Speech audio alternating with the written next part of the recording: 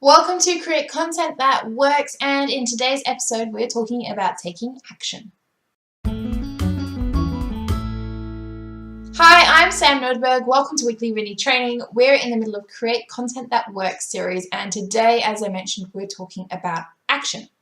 Now, in the last video, we talked about how much content there was online, and the moral of the story is there is a hell of a lot of content online. And the truth is that if you want your content to actually impact someone, to help them get results, then they need to take action. They have to do something with your content as soon as possible. The reasons for this? Well, you never truly learn something until you do it. You imagine trying to learn anything. Watching YouTube is fine, but you never really get it. You never really work out how it works for you until you do it yourself. I've never seen a baby learn to walk by watching YouTube videos of walking. It's by getting up and falling down again. It's the same. No one ever really learns to bake properly by watching the great cake baking videos. They learn by baking cakes. So it's the same for your audience. They're not really going to learn until they implement the thing that you've taught them. They take action in some way, shape, or form. And the reason they need to do that ASAP, as soon as possible, is because if they don't, then they put it off. And the longer you put something off, the harder it is to do, because you convince yourself it's bigger than it is.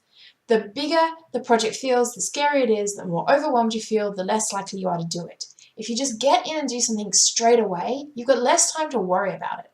So if you're trying to get your audience to make some sort of life change, whether it's grow their business or improve their life or their health or whatever it might be, then they need to take action the moment they've finished with your content. And that's hard.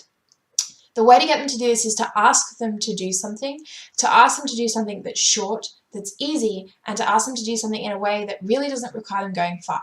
So by saying something like, comment on this video, and they don't have to go anywhere, right? They're already watching the video, the comment box is already there, they're already logged in. That makes the thing very easy to do. If it's harder than that sometimes, then you might want to give them a task to do or a project to do, but you want to encourage them to go away and do it as soon as possible. I want you to try, and for every single bit of content you release out to the world, give them some sort of call to action. Now, I'm not just talking call to action in a sales way.